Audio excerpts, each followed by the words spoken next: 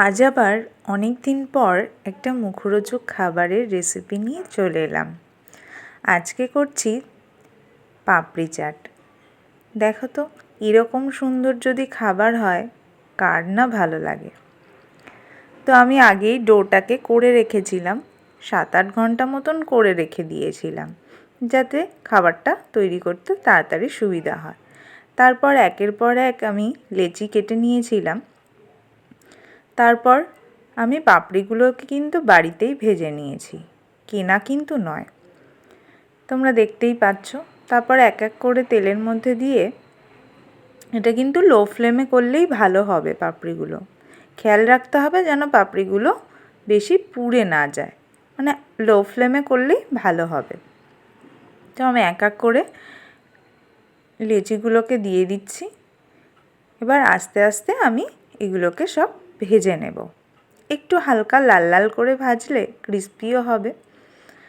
তো এর মধ্যে কিন্তু আমি জাস্ট আটা আর সুজি দিয়েছিলাম, আর কালো জিরে, তোমরা চাইলে জোয়ানও দিতে পারো। আর কিছুই কিন্তু দিইনি। এত সুন্দর ক্রিস্পি আর মুচমুচে হয়েছে, ভাষায় প্রকাশ করতে পারবো না। তোমরা যদি করো রেসিপিটা দেখে তাহলেই বুঝতে পারবে।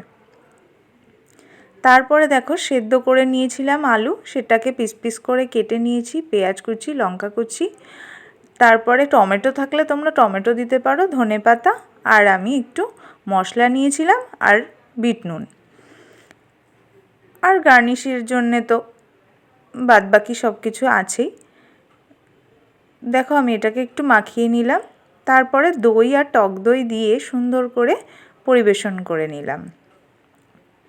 সাজিয়েছি, দেখো কেমন লাগছে তোমরা কিন্তু কমেন্টে অবশ্যই জানিও।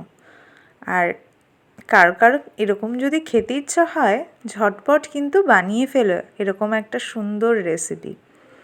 খেতে কিন্তু দুর্দান্ত স্বাদ লাগে, এবং বাইরে তো পাওয়া যায়, কিন্তু ঘরের তৈরি খাবারটা খেতে যেন আরও বেশি ভালো লাগে, তাই না? তো কেমন হয়েছে জানিও কিন্তু। টাটা, পরে নেক্সট কোনো আবার রেসিপি নিয়ে তোমাদের সাথে দেখা হচ্ছে।